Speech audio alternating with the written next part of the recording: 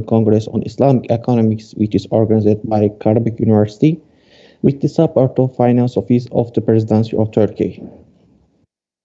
I'm Nurullah TIRMAN, working now in the Department of Finance, in the Department of Participation Finance as an analyst at the Finance Office.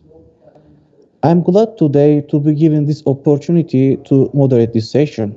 We have 5 distinguished presenters to talk about that, the economic repercussion of the COVID pandemic, the means of confrontation and potential opportunities from the perspective of Islamic economics. As you know, the effects of the pandemic have become apparent, especially in economics field in the strong interdependent world. Global supply chain, production, and trade have been disrupted in this period. Also, financial markets have been negatively affected, as you know, due to strong correlation among investment, production, and output. Moreover, uncertainty of human behavior during the COVID pandemic has been affected asset prices and market equilibrium directly or indirectly. Although market structure has been disrupted due to the pandemic, Islamic stock markets, so Islamic stock indexes had more strong performance in regard to conventional indexes as a result of Sharia screening methodology. Of course, financial markets is only one aspect, the economic repercussion of the COVID pandemic. Inshallah, the issue is planning to be discussed more comprehensively by Mr. Ghazy TRIYATNO from University of Dar es Salaam Guntur from Indonesia, and then Mr. Rahmantio TRIYATMAJA from University of Dar es Salaam from Indonesia, and then Dr. Shahid Abdullahi Busari from International Islamic University Malaysia, and then Dr. Jasmin OMERČİĆ from International Islamic University Malaysia, and lastly Dr. Khurun'in from University of Dar es Salaam Guntur, Indonesia. Now we are starting here with Mr. Ghazy TRIYATNO. Mr. TRIYATNO is going to talk about comparative analysis between traditional and modern Waqf fundraising management. Dear TRIYATNO, you have, can you hear me? Yes, I'm here. You have 15 minutes for your presentation. Yes, floor is yours.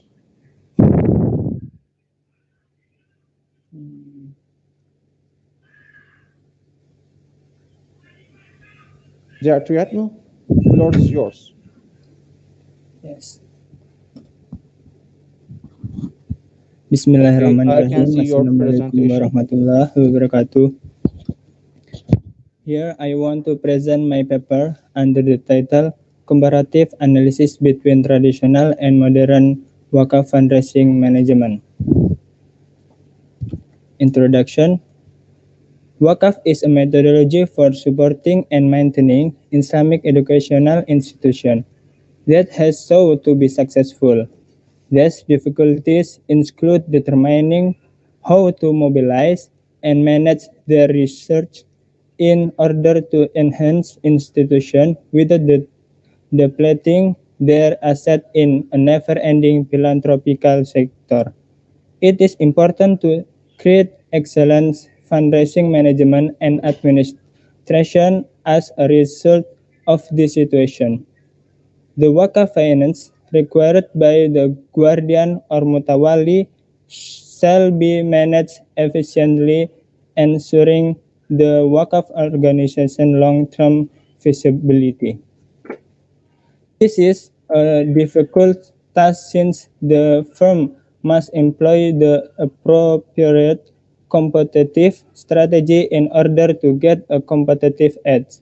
The changing circumstance of the times can either provide possibilities for corporate growth or pose a threat to the organization.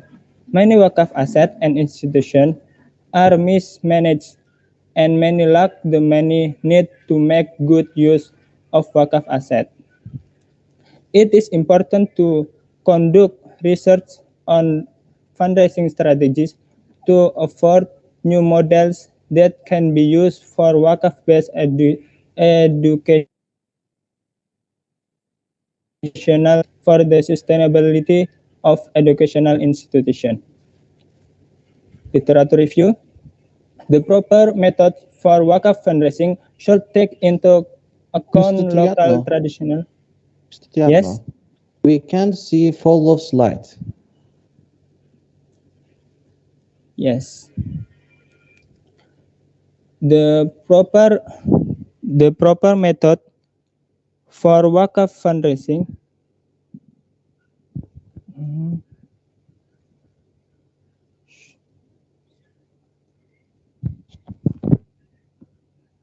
Mr. Triatno, your slide is still slide 1. Nah, okay. Now is slide 4.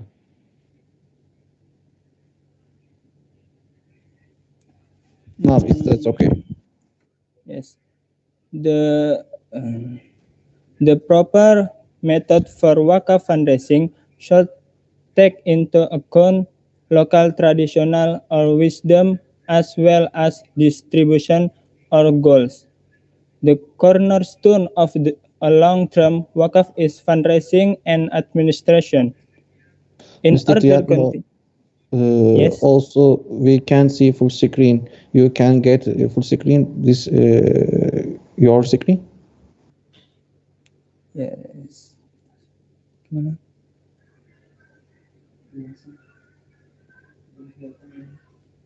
Belum kelihatan.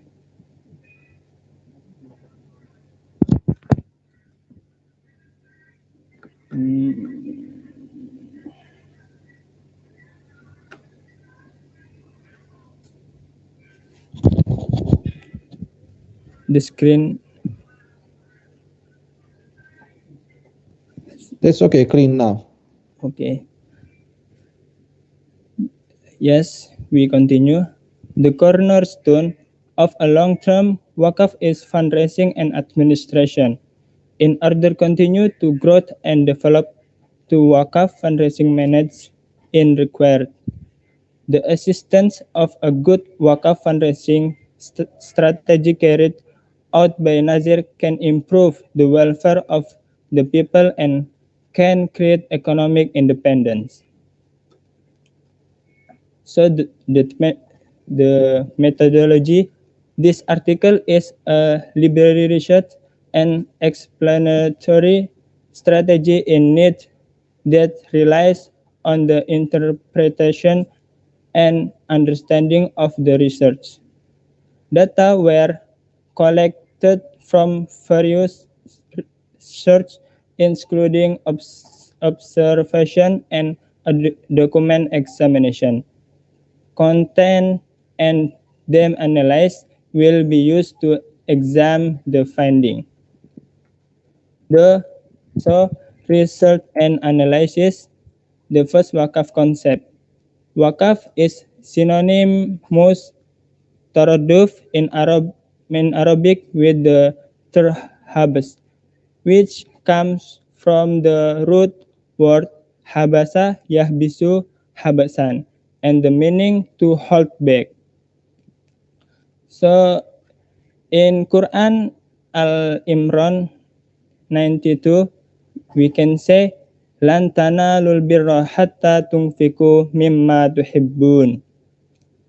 So in hadith Muslim, there is idza mata bnu adamal in qata'a amaluhu illa min thalathatin sadaqatin jariyatin aw ilmin yuntafa'u bihi aw waladin salihin yad'u lahu. And pillars and conditions of Waqf, there is Waqif, Mauquf bih, Mauquf alaih, and Sigot. So fundraising concept. Fundraising is a concept of fund and of raising fund and other research from the community to finance the operations of the institution so as to achieve its goals. So fundraising principle. The first, to remind. The second, mean relating to other people. The third, trust and public relations. The fourth, responsibility and reporting. Fundraising element need analysis, segmentation, identity to other profiles, product, and promotion. The classical or traditional models of Waqf fundraising. Substitutions of the Waqf property or istibdal. Istibdal is defined as selling all of part of the Waqf asset which are designed as Waqf for similar purpose. So the second, long last with large advance lump sum, or the model of HURC. This financing model was created by fuqaha fiqh expert to deal with the prohibition of selling Waqf asset instead of selling the Waqf property. Nazir or manager can sell the right for a rental period with a normal value periodically. So the third, less with dual payment or ijaratain. The literal meaning of ijaratain is to rent. This is a double payment lease. This model is one of the instruments where the lease can have permanent right to the asset. So, the framework of management by objective. Management by the basic concept of management by objective. Management by objective is a concept that is present to achieve this objective or a procedure by which members of an organization collectively determine its goals. Setting objective. A goal is a picture of where an organization wants to go, starting point, terminal point, or an anticipated outcome, and definite time frame in achieve the goal are three important foundation of a target. The second, developing action plan. Planning is very important to determine which process will be used, who will be involved, and what data will be needed to carry out the plan. The third, conduction periodic review. The create of control system that will assess operation and identify which action will result in the achievement of the definite objective after defining the objective and generation an action plan. The fourth, appraising the annual performance. The purpose of the annual assessment is to review and evaluate what has been achieved so far to begin planning for the coming year. So, conclusion, fundraising and management and administration are currently two foundation of Waqf sustainability.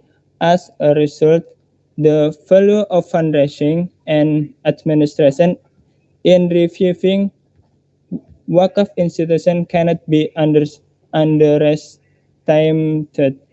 All attempt to supply financial and non-financial research in an effort to incorporate them into social entrepreneurial activity are referred to as fundraising. Using the MBO framework, in Waqf institution is believed to be useful in examining two main organizational role in management practice to achieve organizational goals. In short, the non-profit fundraising framework and administrative procedure are adapted to Waqf institution because they are directly related to them. Yes, thank you for our attention. Yes. Assalamualaikum warahmatullahi wabarakatuh. Alaikum salam. Thank you, Mr. TRIYATNO. We heard comprehensive literature-based paper about Waqf fundraising model. Second presentation is blockchain zakat system, a strategy to raise Muzakis trust in zakat institution, which is going to present it Mr. Rahmantio TRIYATMAJA. There, TRIYATMAJA, can you hear me?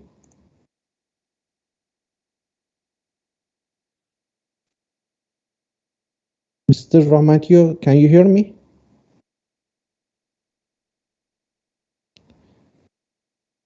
Your microphone is muted. Yes, I'm here. Okay. Also, you have 15 minutes for your presentation. Yes, floor is yours. Okay, bismillahirrahmanirrahim. Assalamualaikum warahmatullahi wabarakatuh.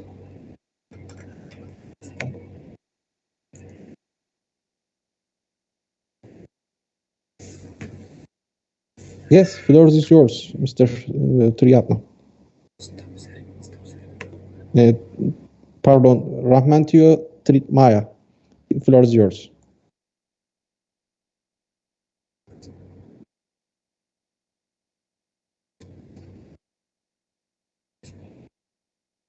There, Rahmantio, can you hear me? Yes, wait. Okay, you are free for your presentation, please. Okay, now I want to present my research about blockchain zakat system, strategy to raise Muzaki's trust in zakat institution. Started from research background. Indonesia has a very large potential and is increasing every year. This potential can be seen from indicator pemetaan potensial zakat or IPPZ data, which explain that the potential for zakat in Indonesia is 300 trillion in 2020. However, there are several problems that prevent this potential from being realized. One of these problems lies in the lack of trust of Muzaki in zakat institution. This mistrust is caused by several factors, and one of them is the issues of transparency. In digital era, it is prone to be exposed if zakat institutions are indicated to be corrupt or misuse zakat funds. Therefore, we need a system that mitigates a risk that can increase the trust of zakat payers. Blockchain is one of the answers to how zakat distribution is directed and organized. Blockchain was recently brought out of problem in the field. Mr. Rahmantio? Yes. We can see follow slides.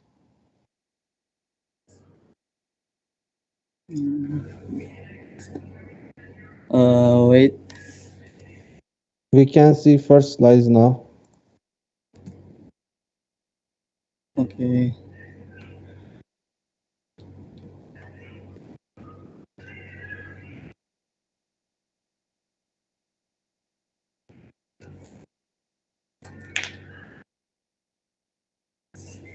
Yeah. Blockchain was recently burned out of problem in the field of financial transaction.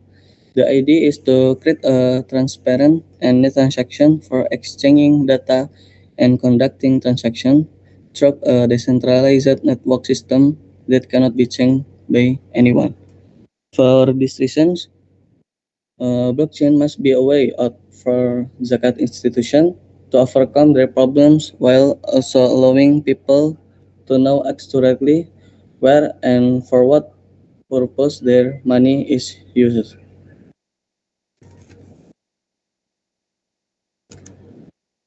Uh, Etymologically, zakat is anama, al-barakah, at-taharah, and kasratul khair. Some scholars prefer the word anama with the understanding that the more wealth that is spent on teaching, not the less, but the more it grows and develops.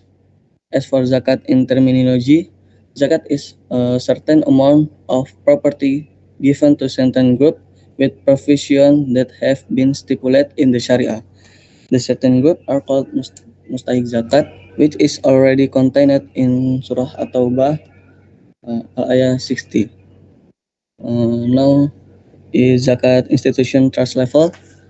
According to Mayer, trust is the desire of the party to surrender or accept the action of another party based on the expectation that the other party will take a certain action that is important to the party who give the trust, to the ability to monitor or control the other party.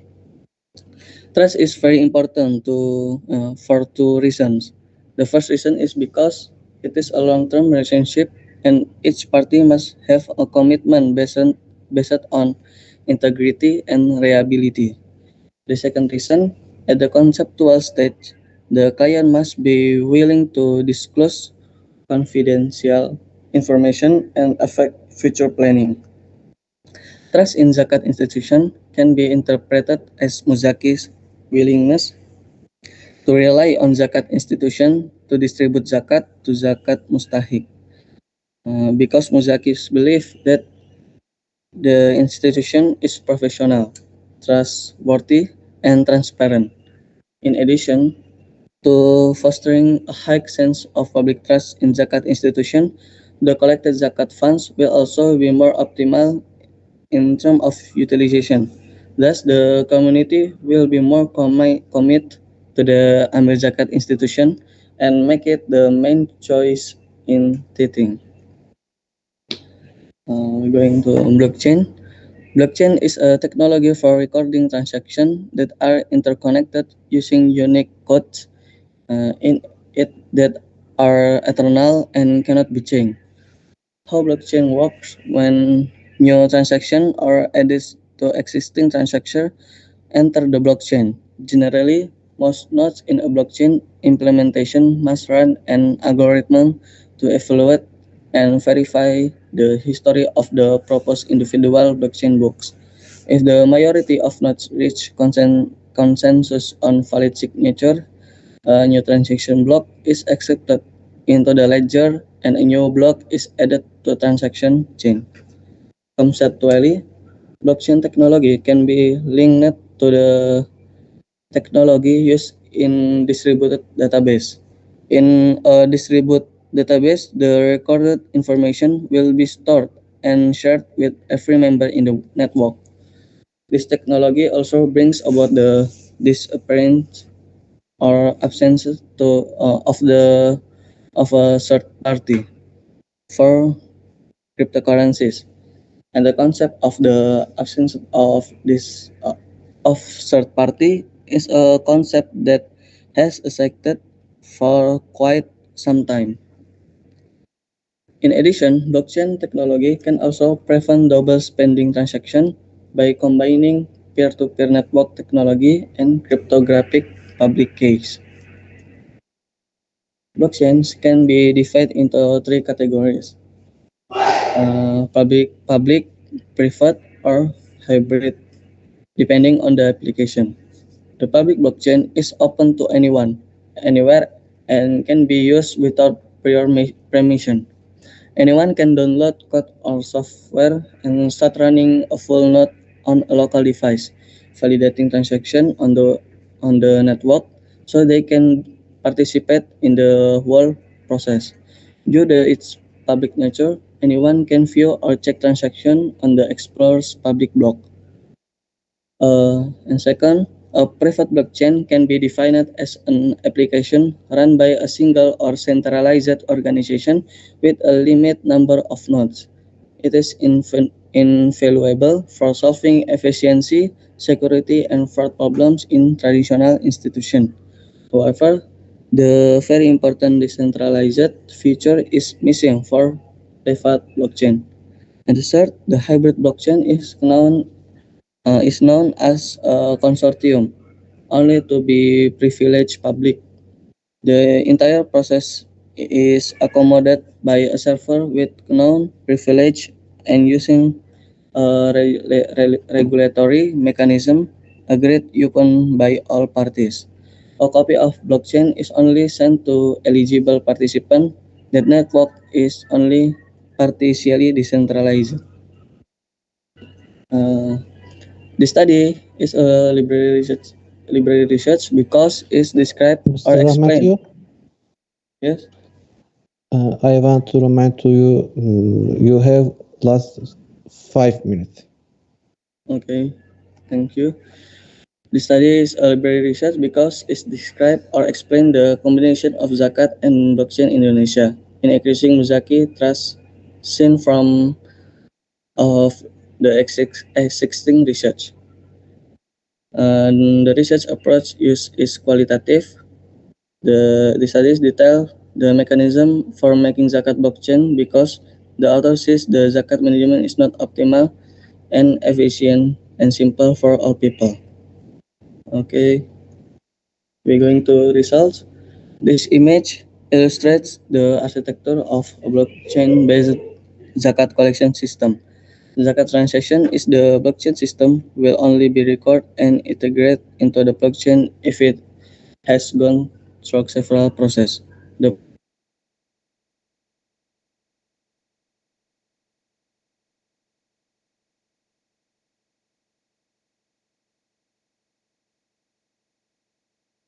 Mr. Rahmantio,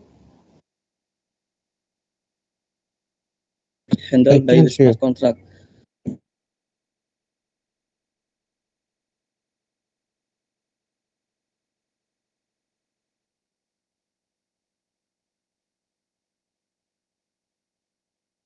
Mr. Rahmantio, can you hear me?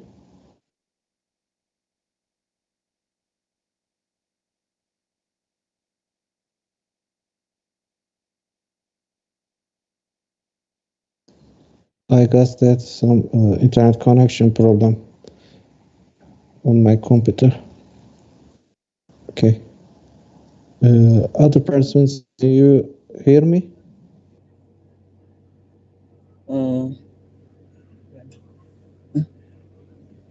Okay. Okay, please continue, please.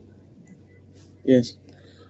Muhammad Nur Akmal and Muhammad Salikin bin Ismail and Nurzaria Yahya in their research create a blockchain-based zakat collection system to overcome the problem of trust in zakat payers. In the system, they assume that Muzaki will pay using an Ethereum wallet. Then, to pay zakat, every transaction must be done through a smart contract. A smart contract is a program that runs on the blockchain that functions to check whether a transaction has met the terms and conditions stated in the smart contract. Muhammad Nur Akmal and Muhammad Salikin bin Ismail and Nurzaria Yahya provide user-friendly interface and connect with web framework network. The system uses an easy zakat payment flow. In its development, all transactions are expected to use the cryptocurrency Ether for payments. The flowchart illustrated above illustrates how the smart contract has managed the collection of zakat starting from the funds transferred by the Muzaki to the zakat institution until the transaction blocks are entered into this distribute ledger. Based on the figure, the process starts when the zakat payer requests a transaction. When someone intends to pay zakat, the system will create a block representing the transaction. Then the block is sent to every node in the network. Then the node in the network will validate the transaction, and the node that validates the transaction will receive a reward for proof of work. The newly created block is added to existing blockchain and the transaction is complete. For this zakat blockchain solution, the parties in the network can be counted from zakat payers and the national amil zakat or Badan Amil Zakat Nasional. All transactions during this path are stored in ledger. The system fit into a public blockchain network as all Muslims should have access to it as they are all obligated to pay zakat. Thus, all zakat payers will become nodes in this network and help validate a transaction. The conclusion, the zakat blockchain is zakat management system that use blockchain technology to assist the collection and distribution of zakat fund to mustahik. The zakat blockchain system above can simplify the process of paying zakat through a digital platform, considering that users have an internet connection. Payment can be made in cashless mode because the system will can integrated with payment gateways. Blockchain was introduced to track all zakat transactions automatically in distributed ledger. Another feature of the ledger is that it cannot be deleted from the system once it has been written. This will prevent cheating from all parties involved should something happen in the future. The good thing about this technology is that the records are transparent to everyone so that it can guarantee in the integrity of a zakat institution because everyone can see where the zakat funds are allocated. So that this blockchain is considered capable of increasing transparency and security in zakat institution and will have an impact on increasing zakat trust in this zakat institution. Okay, maybe enough for me. Thanks for your attention. Wassalamualaikum warahmatullahi wabarakatuh. Okay, thank you, Mr. Rahmantio. The paper is a good example to understand how to deal with the devastating consequences of COVID-19 pandemic through blockchain zakat system. Now we are continuing with Dr. Shahid Abdullahi Busari. Dr. Busari is going to talk about activating temporary Waqf and its mechanism in social financing in evaluating the effect of COVID-19 applications prospect in Malaysia. Dr. Busari, can you hear me? Yeah, I can hear you. Okay. Also, you have 15 minutes for your presentation. Okay, please, floor is yours.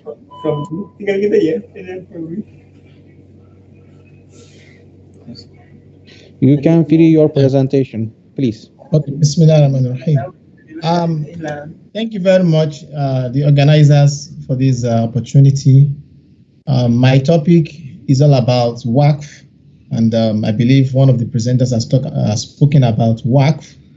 And we are looking into how to activate one of the exceptional cases in Waqf, which is temporary Waqf.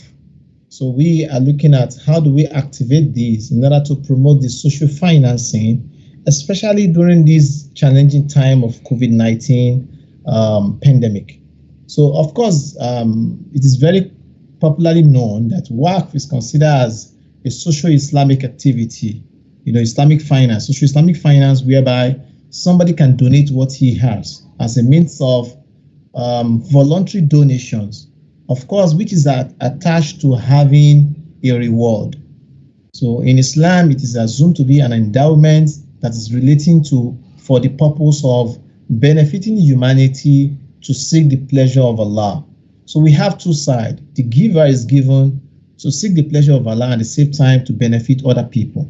So, but now in the challenging times, so there is more to the need of Waqf initiatives, and people started talking about to what extent can we activate the temporary Waqf to solve the challenges that we have in our society, especially in the Muslim Ummah during the period of emergency, natural disasters, earthquake, fire, when we have pandemics. Can we activate some of these opportunities in order for us to solve some of the challenges. So especially now we have the COVID-19.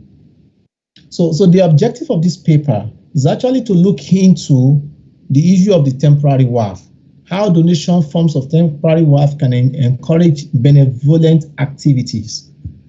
You know, when you make it temporary, do we see the propensity of more people to want to give, to want to participate, or you see lesser? Private institutions, government institutions, will you see more people being willing to participate, and do you see more impact in the society? So we want to see also what are the Sharia and legal framework to standardize this operation. And that is very important because it's an Islamic social finance mechanisms. So it must be guided by Sharia. So what are those things that need to be done? Also the role of, Khurun'in Hassan now. So to what extent is it related to temporary Waqf, even if it is permitted at all? That is, you give loan to somebody to go and benefit. Can we use that same methodology of Khurun'in Hassan, a beneficent loans that I gave you this loan, use it for 1 week and return back. Use it for 5 years and return back. Can we use the same methodology to initiate what we call temporary Waqf?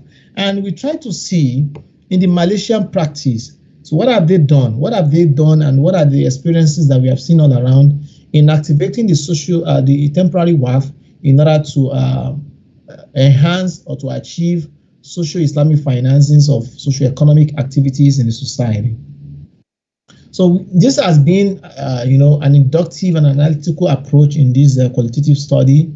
So the study explores secondary data on the opinions of Waqf experts in Malaysia on what should be and what has been the position of scholars on temporary Waqf, and the practitioners that have been on the front line in trying to implement these, what have they done and what they have seen. So it also investigates the opinions and experiences of those that have actually put some initiatives on ground that is working, that can be learned from. So the term Waqf itself, as has been discussed earlier, is when you hold something. So it means it's a verbal noun that is derived from waqafa, to hold something somewhere and is not going anywhere. So to prevent and to make it restraint. So it's the plural of wukuf. So to make something to stop somewhere. So technically, as defined by Ibn Qudama and Shirazi, Waqf means to hold up the roots and spread the also fruits. That is the benefit that is derived. So this definition of Waqf is preferred so as it's inclusive of the main purpose of Waqf. The main purpose of Waqf is for us to benefit. By the time we go into the justification, we'll see. So when you hold the capital, then the benefit and the proceed that comes benefits the Ummah for seeking the pleasure of Allah. Then this is where it actually that has been achieved, the purpose of Waqf. So and harmonizations with the hadith of Umar, when the Prophet ﷺ encouraged him to hold up Waqf, and the definition that has been given by other schools of thought really go in line with this definition. But then the definition does not cover some of the juristic differences. So in Waqf, there are many fatwa, there are many positions of school of thought. So the only thing that everybody agrees upon in the study of Waqf is that it must be for the purpose of seeking the pleasure of Allah. It must be to benefit the Ummah. When you give a Waqf, it's just for khairiyah, it's for charity, it's for benefit and for maslahah. So this is what everybody agrees upon. But there are many other issues that is related to Waqf. There are differences. So therefore, it has called for the use of ijtihad at a particular time as time goes on in order to make some initiatives that do not violate the fundamental principles of Sharia. So temporary Waqf, as far as Waqf Mu'akkata is concerned, consists of two Arabic words now. When we hold something and we want the proceed to benefit, now we have Mu'akkata. You hold it for a short time or for a temporary time, for a limited time. Now the proceed will benefit people. But then, because it is temporary, the initial that was held for temporary time will be returned back to the owner after some time. So this is the idea of the temporality. In order for you to encourage more people that has assets, sleeping assets that are not being used, they are willing to give out, but they are willing to give out for a limited period of time. So then we need, we have a lot of people that are in need of some of these benefits. So in order to encourage, to create a synergy between those that want to do good for a short time and those that are in need of those benefits and proceed, this is why some scholars have been talking about the temporary Waqf. So for example, if Waqf means when you make it temporarily, founders of Waqf determines the particular time of that Waqf. That is 5 years, 10 years, 15 years. So he has determined the time which the Waqf property asset is going to be with the institution. And the proceed will be used for charity purposes. And this is exactly what the scholars have said. So there is no specific definition of temporary Waqf that could be found in classical literatures, of course. But then scholars of Maliki have defined that as an endowment that is subjected to specific period set up by the founder. That is what we call Waqf. That is the founder, which is the Waqif. He has a specific time which he has endowed that asset. Then it is called Ma'akota. It is called temporary.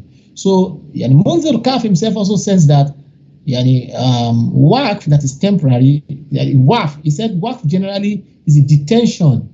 That is when you detain something, you make it to remain on a specific property that can give benefit or profit for general or specific purposes, in perpetuity or in temporary. So it shows that if Waqf could be temporary and could be perpetual, from the definition of Munzir Kaf, one of the contemporary scholars of Islamic finance today, so this definition of Waqf by Kaf includes both perpetuals and temporary, as per the will of Waqif, as well as the terms and conditions of Waqf, if all other things are equal. We can find some of the justifications in the Quran.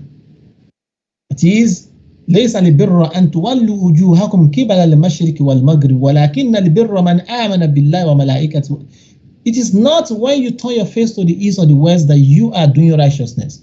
But righteousness is by giving wealth, even that you need sometimes, to relatives, to orphans, to the needy, to travelers, to those that ask for help, those that will not ask but they are in need. So those that they could not own what they need, the homes have, the masakin wal fuqara. Innama sadaqat lil fuqara wal masakin. So these are people that owns less than what they need. These are people that owns not fully of what they need. So those are the people that they said we should consider in giving a charity to. So the concept of Waqf is also promoted by the Prophet sallallahu alaihi wasallam, not only in the Quran. So the Prophet sallallahu alaihi wasallam has told us that, so when we leave this world, إذا مات ابن آدم انقطع عنه عمله إلا من ثلاث. So a righteous child that we left behind, a continuous charity, sadaqatun jariyah, which he has endowed somewhere, which he has given, that has not stopped. So this is also another, evidence of. So due to the teachings of Prophet sallallahu alaihi wasallam, there was a ready temperament among the companions because he has taught them. So such that it was reported that hardly do you find a companion that does not have sadaqatun jariyah he left behind. Hardly will you find among the companion somebody who has not endowed something that when I die, the benefit continues. So these are some of the evidences. So in some of our findings, after the companions, the traditions carried on during the ages, Islamic empires, Muslims keep on doing until today that we have inherited Waqf as one of those biggest things that we have inherited in Islamic history. So when we go to places like Turkey, we'll see a very good example of what we have inherited in terms of Waqf institutions. So given the importance of constructing hospitals for public use, schools and seminaries, so people are now willing to do more, to give, in order for us to be able to achieve the need of the society. So historically, so the prophetic model of Waqf was enthusiastically followed by Muslims across the globe, whereby up to today we'll see the influence, we see the legacies, even we'll see in legacies in some of the major Muslim countries of what has been left behind. If you go to Egypt, you see Jamiat al-Azhar, these are Waqf institutions that has been left behind and everybody is benefiting. Dr. Sorry. Hello? Last 2 minutes. Please complete as soon as possible, please. Oh, the situation of Waqf is continuous. So let me just wrap it up. So there is a juristic boundaries here, as it is known that everything in Waqf is subject to ijtihad, and there is no single ruling in Waqf that gains unanimity except that Waqf purpose must be a benevolence. Al-birr, it must be for benefits. So hence, other issues are different. Scholars differ on other issues. So therefore, there are two opinions. Some opinions supported that Waqf should be perpetual, should be forever, it should not be temporary. And this is the opinion of the Hanafi. And other school of thought like Shafi'i and Ahmad bin Hanbal, all these schools, they opine and they give a lot of evidences that Waqf for limited period is a contradiction of the Aslu.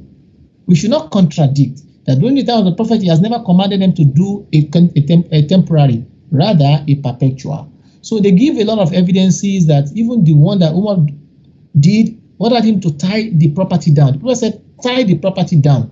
Al-habsu, you start them fil ibar. So it was used that you should tie it down. So it doesn't mean it should be a temporary thing. So the scholars of Maliki also opines that, so they view that perpetuity is not among the conditions of valid Waqf. There are conditions, shurut, that makes a Waqf to be valid. So perpetuity is not one of them. So therefore, we can extend, we can expand, and we have other methodology. And they also agree for the fact that even though perpetual Waqf is the aslu, then the temporary Waqf is the exceptional. So because of the need of our time, that we need more investment, we need more opportunities, and they give a lot of other evidences that there are many things that are in Islam that are perpetual. For example, Rahan, and you get reward. So according to Hassan, you get reward, they are perpetual. So why can we not have Waqf for a perpetual time? So let's look at this model that we talk about in some of our researches. When you have a cause that you want to donate to, you think about the amount you want to donate, then you donate. Then the amount goes into a project. And when you see a project, it must be, even in the contemporary now, it is being used on a blockchain. So work on a blockchain now, whereby your money goes nowhere. You are investing it for 10 years, and the money will be channeled into charity purposes. The proceeds will be channeled to charity purposes. It is going to be invested in social and economic issues that will benefit the needy and the poor. So the money will be registered with the government. KYC will be done. Know your customers. A campaign will be launched of the project. Maybe it's a school, it's an hospital, is for medicine, is to combat COVID-19. So upon maturity, every person that has participated will get their returns and the returns of their assets. And there may be an agreed upon of, a kind of opportunity, 40% to me of my profit, 60% of my profit goes to the Majalat Khairiyah. So this is a very good example. And this is another model of, a general look at how it should look like. It could be movable, it could be immovable. The most important thing is that it is a limited period of time. It could go into schools projects, go into hostels, hospitals, and, it brings proceeds. We use the proceeds to help the people. And at the end of the day, because it is bringing in some other funds, some other income, so every person that has participated will get back their funds that they have used to invest in terms of a short time back from the institutions that is in charge of the temporary Waqf. Of course, there are other conditions that we need to talk about. Thank you for this opportunity. Jazakumullah khairan. If there's any questions, you can forward. Thank you. Okay, thank you, Dr. Busari. This paper is a very good opportunity to see forms of temporary Waqf mechanism to struggle with the COVID-19 pandemic in terms of upliftment of society and economic activities. Okay, now we are following on reviewing the socio-economic potential and universal role of Waqf via integration of knowledge, maqasid methodology in unprecedented times, which is going to be presented by Dr. Jasmin OMERČİĆ. Dr. Jasmin, can you hear me? Yes, I can hear you. Can you hear me all? Okay, yes, we can hear you. Okay, also you have 15 minutes for your presentation. Yes, floor is yours.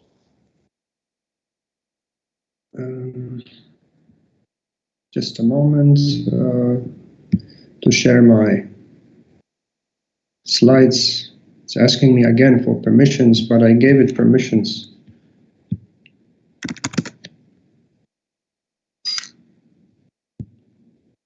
Okay. Can you see my slides now? Yes, I can see. All right. So that's fantastic. So it is clear. So you can all hear me well? You can see the slides? I'll just make... Can you get full screen, please? Is it fine, full screen? Yeah. All right. This is wonderful. So it's okay now. Assalamu alaikum, everyone. Thank you very much for this opportunity. I hope you're doing well. And it's a pleasure to see you and learn from you here on this International Congress of Islamic Economics organized by University of Karabuk. The Finance Office support of the President's Republic of Turkey. So I'll just go straight because of the time limitation. So the paper that I have written for this International Congress is entitled Reviving the Socio-Economic Potential and Universal Role of Waqfs by Integration of Knowledge, Maqasid, Methodology in Unprecedented Times, which are the times of COVID. So I am Jasmin, as you can see from the screen. I heard from the moderator. I'm unaffiliated and unemployed. I'm not actually now in International Islamic University Malaysia, but I have completed my PhD there and in economics. So hopefully, and pray for me, I'll find a job soon with all the challenges of COVID. So the outline of this paper is basically with an introduction and background, literature review, reviewing the universal appeal of Waqf, weakening of Waqf and revival in contemporary times, then a methodology, findings and analysis with the contemporary Islah and Tajdeed movements of Islamization to integration actually, use to develop Islamic economics and focus to attain certain maqasid, and then a conclusion and with recommendations. So we know that the third sector has been the pillar of so many civilizations, and so also of the Islamic civilization. And a famous story of Abdul Hamid Sulaiman, the former rector of the International Islamic University Malaysia, he, rahimahullah, he passed away recently. He has given a very wonderful story upon one occasion when I was able to listen to him, saying how like Umar al-Khattab and Abu Bakr gave all of his properties for the cause of Islam, which is Waqf actually, and Umar al-Khattab gave half of it, and this is the distinguishment between the two, and this is an indication of what Waqf actually is doing to the mentality of the person. According to the Quranic ayah, لَن تَنَالُوا الْبِرَّ حَتَّى تُنْفِقُوا مِمَّا تُحِبُّونَ, you ain't attain righteousness until you give from what you love the most. Can you hear me well? Is it all clear? Just to check up on you. Yes, I can hear. All right. I guess that the participants also can hear. Okay, that's wonderful. So I'm glad there are no internet issues. So this kind of reasoning of the Sahaba and even later on throughout the Islamic civilization during the Osmanli Caliphate has led the Islamic civilization to pioneer in the use of and development of Waqf. To the extent that 2/3 of properties of the Osmanli Caliphate were Waqf, and this is something very amazing. So this is Waqfs are universal properties, and the first city of Medina is established and founded on Waqf. So the main recourse, it became the main recourse to meet the needs of the people, the maqasid, even in unprecedented times like ours today. It has a universal appeal to society, and it was also the target of colonialists, so that's why it was so important. So the literature review indicates, that Waqfs used to be universally appealing, and Waqfs were not only established by the Prophet Muhammad sallallahu alaihi wasallam, but even before, during the other prophets, when they used to promote the idea of Tawheed, the Islamic teachings, as we know, the Abrahamic tradition.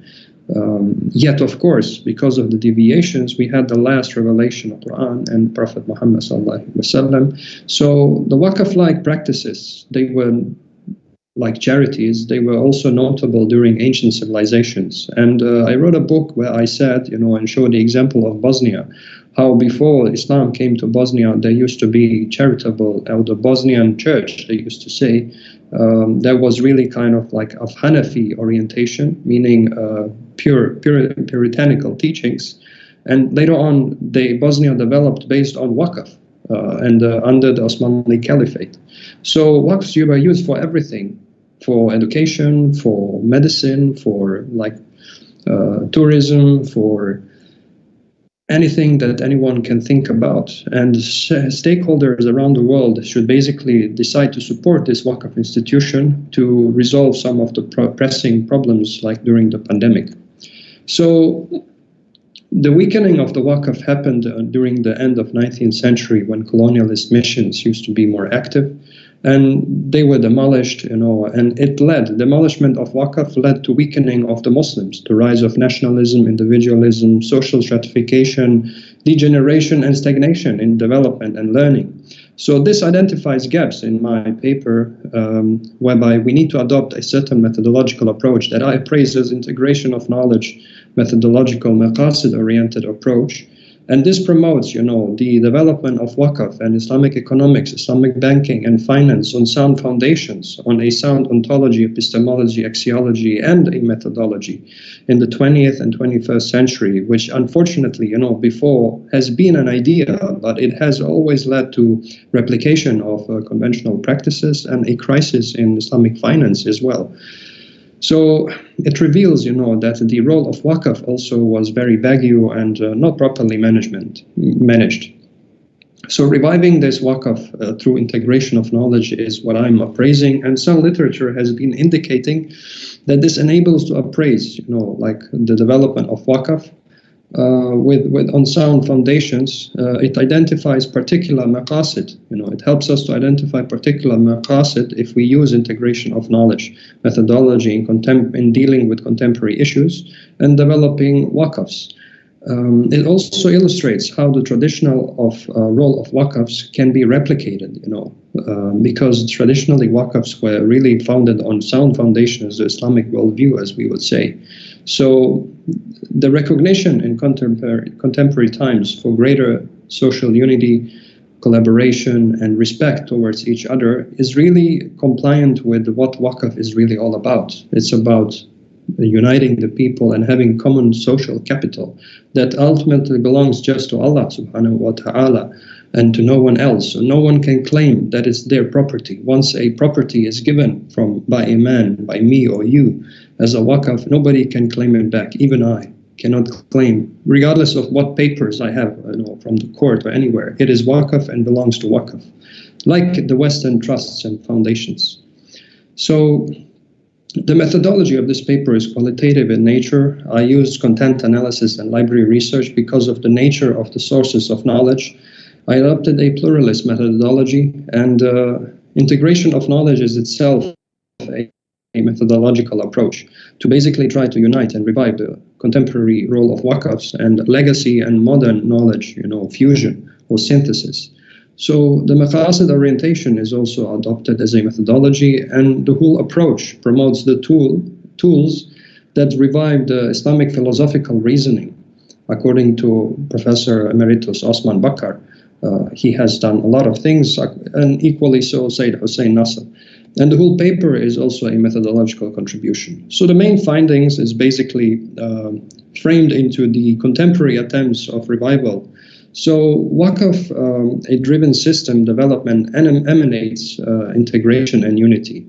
COVID-19 identified that greater commonwealth is basically assuring greater safety for the people and meets public needs in an easier way. So the idea of the greater common has become a new norm rather than a more individualistic society. So Waqf studies are more common in 21st century.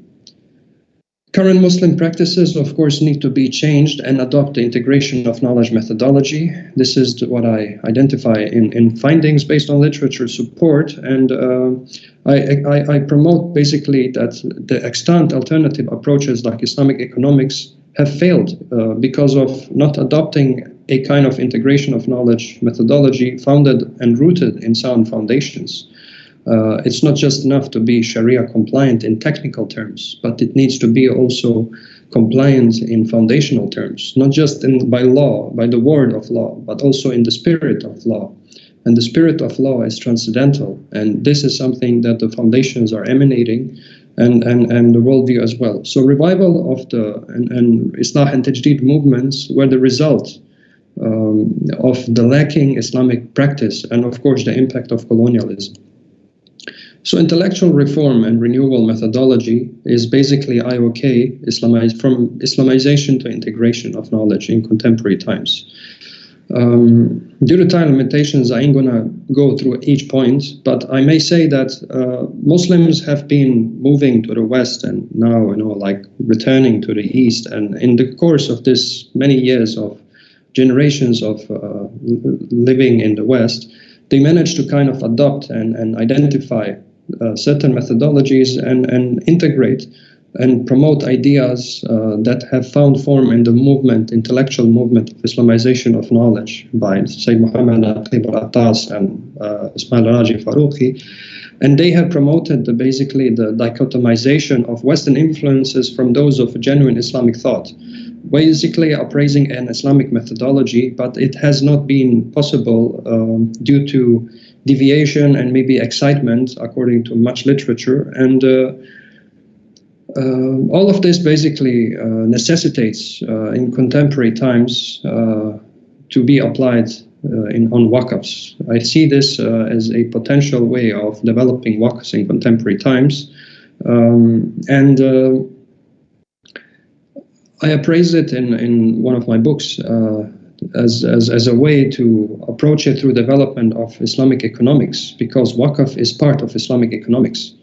And integration of knowledge is more famous and more popular and even universally appealing in especially COVID times to the whole world and humanity. And it basically promotes a shift from theoretical to practical application of the theory. And also it helps us identify certain maqasid, objectives, such as the Sustainable Development Goals. So the integration... Dr. OMERČİĆ, yes. The last 3 minutes. Sure, I'm almost finished. I think this is the second last slide. So there's a need, of course, with integration of knowledge to put everything on the proper place, to attain adab, according to Naqib al-Attas, which is the attainment of justice and ultimate truth. So we are moving from adaptational to transformational reform. So we need to question, of course, the Western ideas and practices based on Islamic philosophical foundations. Hence, with the universal appealing approach of this integration of knowledge methodology for Waqf development, which is use and revival of legacy Waqf practices in contemporary times with the maqasid orientation, helps us even to redirect the Islamic banking and finance industry to its proper foundations. So in conclusion, I can say that this approach is really carrying a lot of potential to develop Waqf with a certain maqasid orientation and also align it with contemporary development of sustainable development goals with a particular spiritual connotation very important for Muslims. And it is very much practical in times of COVID, I can say. So we recommend that Muslims should review their current modalities. They should try to have greater analysis on how this integration of knowledge could contribute to SDGs.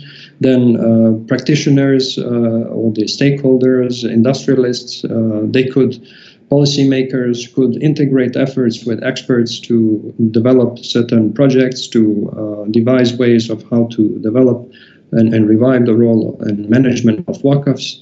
And this kind of greater communication with society will lead to more, and I proposed future studies to have more applied or experimental approach to seeing how this integration of knowledge methodology in terms of projects is really helping to focus the mind to attain certain maqasid. So thank you very much for listening. I really appreciate it, and you will definitely be able to read the paper once the organizers process everything accordingly. Thank you very much.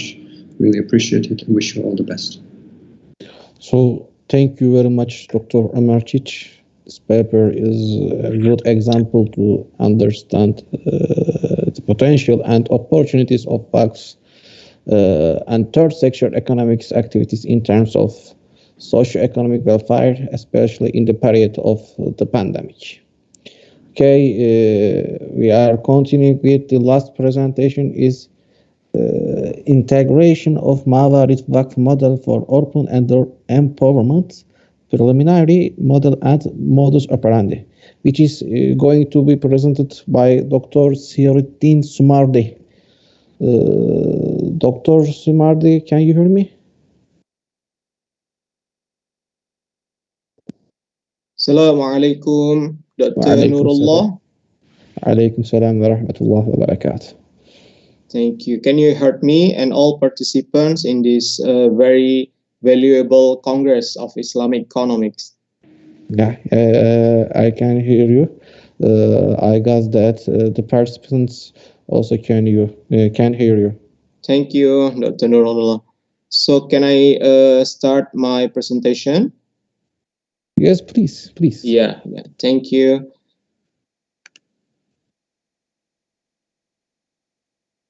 Yeah, can you see my slides?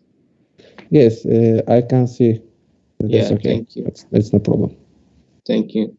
Assalamu alaikum wa rahmatullahi wa barakatuh for all participants and a great committee of this International Congress of Islamic Economics in Karabuk University. First of all, I would like to introduce a proposed model, which integrate mawaris, or we can say in English like inheritance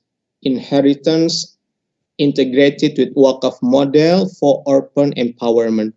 Actually, nowadays we face very sadly situation which is resulted from the COVID-19 that we have, and we still struggle to face this pandemic. First of all, we see this pandemic and the relationship with the urbanhood. Now we see, not only economically this COVID-19, this COVID-19 not only make a worse. Dr. Jasmin, can you mute your microphone? Yes, of course. Sorry. Thanks. Please, going on, please. Thank you. We see the COVID-19 not only sadly face into the economic, but we see another scene, how actually this COVID-19 that we face today also get worse to the urbanhood.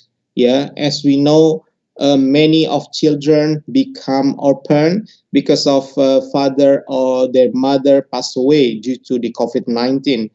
We see to the children of orphanhood, if the father or mother pass away, they still have custodial grandparents who actually grandmother or their grandfather who lives in the child's household and provide care for the child in the place of the parents, as the parents are absent from the household due to COVID-19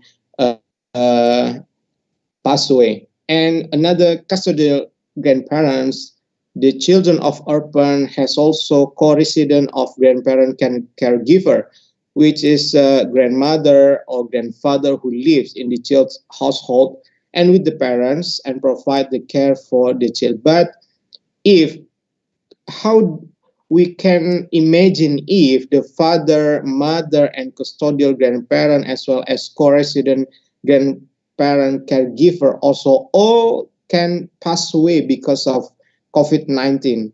This we face not only in Indonesia. We have the data, from the children, from the The report was prepared by the U.S. Centers for Disease Control and Prevention, CDC.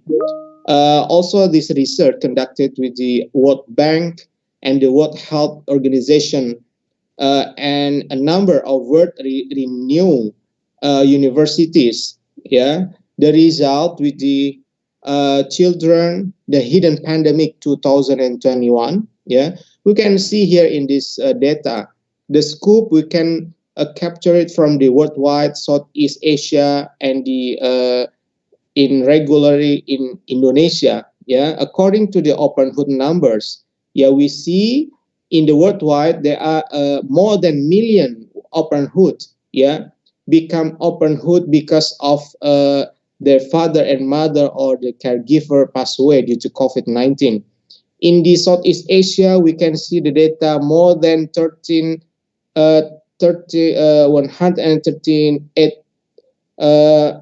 pass away because of COVID-19. Yeah. Also in Indonesia, particularly, we have more of 26,700 open hood in Indonesia.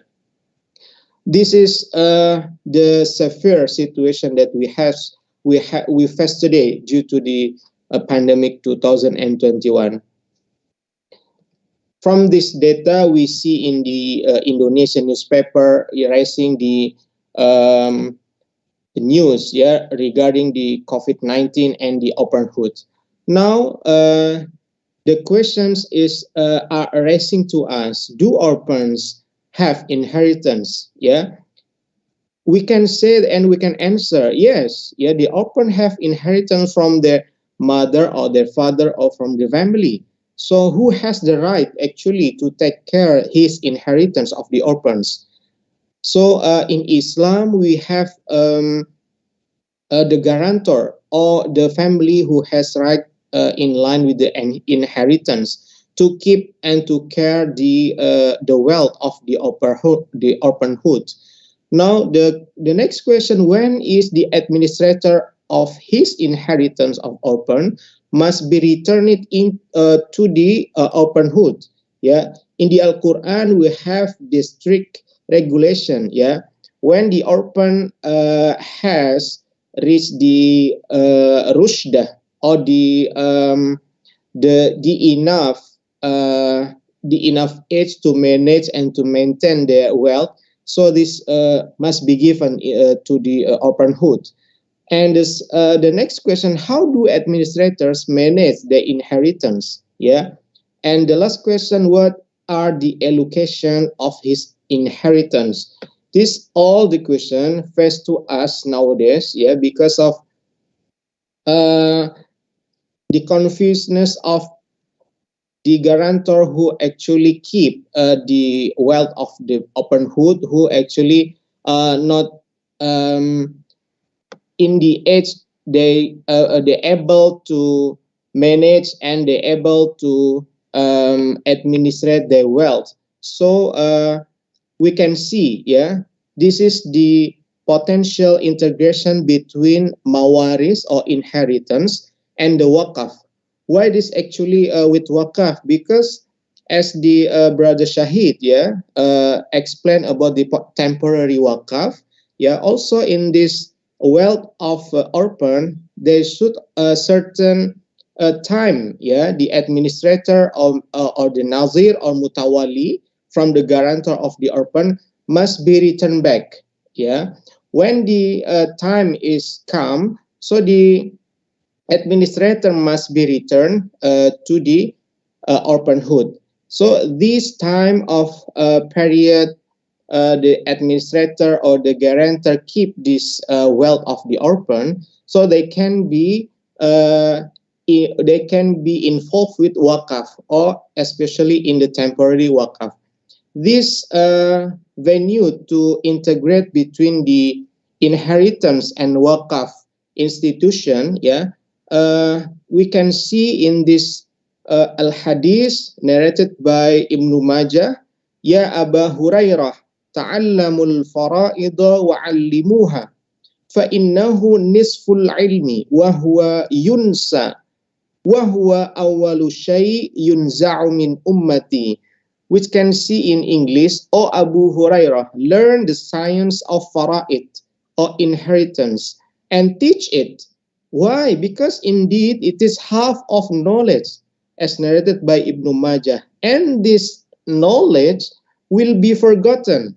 That we can see here in our current circumstances, that the inheritance knowledge is to be forgotten today. Why? Because we have not much to find the expert on this inheritance knowledge, and it is the first knowledge that was removed from my ummah, as Rasulullah sallallahu alaihi wasallam said, narrated from Ibn Majah. So this come with the proposed integration of mawaris, or inheritance waqaf model, that we conduct on this research. Yeah, first of all, we can see from the parents or custodial grandparents which passed away due to COVID-19 pandemic. Yeah, so what should be the wealth from the parents, yeah, inheritance to be determined, yeah, how much actually depart for the orphanhood. So after determination of inheritance, this can be the inheritance can be distributed to the orphanhood based on the calculation which Allah strictly defined and determined in the ayah of Al-Quran. So when the part of the orphanhood, yeah, given and distributed to them, now we see, yeah, now we see in Indonesia, for example, most of the orphanhood are still child, which is they cannot be responsible to their wealth. So this wealth should be taken and given temporarily to give some benefit to them, to the orphanhood. This is the number one. So the orphan asset, yeah, delivered to guardian of orphan, yeah, for number two. So number 3A, yeah, if the guardian of orphan remaining the idle asset of the inheritance, this lead to diminishing, number 4, as worse as to the running out the wealth, number 4. And what we can see, yeah, this wealth cannot be given to orphanhood. Why? Because this all wealth has been run because of the idle asset. This is the way of 3A. Now we see to the 3B. Yeah, the guardian of orphan. Dr. Last 3 minutes. Thank you, Dr. I want Nurullah. to remind to you. Yes, this is the second last of my presentation, inshallah. So, if the guardian of orphan, yeah, as the Nazir, donated the wealth of the orphan through the Waqf, temporary Waqf. So this temporary Waqf can generate revenue. So the revenue, the part of revenue can be given into the orphanhood, and as well as for the society at large as Waqf beneficiaries. So this the proposed model, integration of mawaris, inheritance Waqf model. So this is the last presentation. Now, according and based on the Al-Quran verse in the ayah, termination of the proposed integrated mawaris Waqf model, yeah. Number 1, we see when the orphanhood giving the inherited assets to the guardian of orphan. So the guardian of orphan, yeah, make a Waqf, yeah, temporary Waqf. So this can be productively managed and can generate income, yeah, and revenues. So at the end of the contract, when the orphans are mature, yeah, we can see in the number 4. So number 5, the guardian of orphan must be returned back this wealth of orphan to the orphanhood with the witnesses. So this the modus operandi of termination of the proposed integrated Mawaris Waqf model. So the last conclusion, the proposed model of integrated Mawaris and Waqf instrument is in line with Sharia and leads to create Waqf asset productively.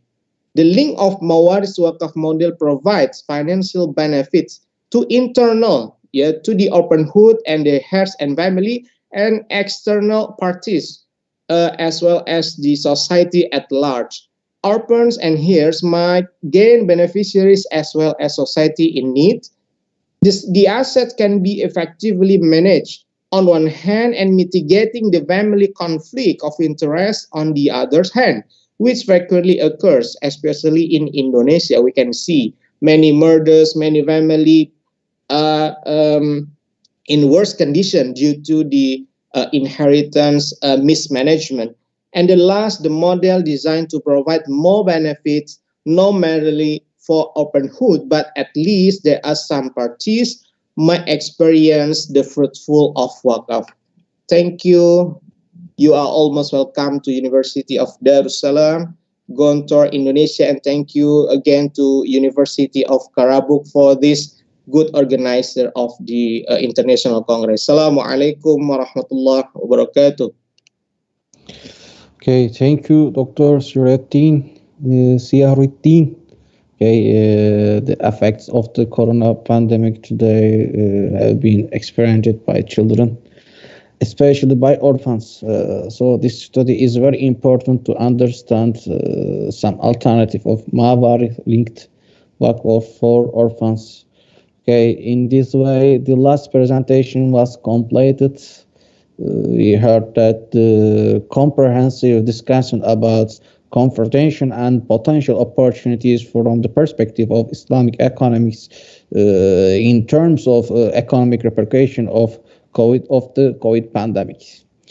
I guess that we cannot get any question because the audience just can't participate on the YouTube channel.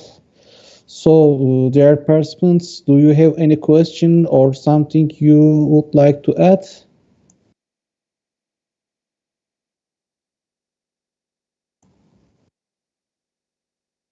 Okay. We left behind a very beneficial session. Thus, I would like to many thanks to the doctors and researchers who are contribute to the session of the first International Congress on Islamic Economics. I am greeting you all and ending this session. Assalamu alaikum. Wa alaikum assalam.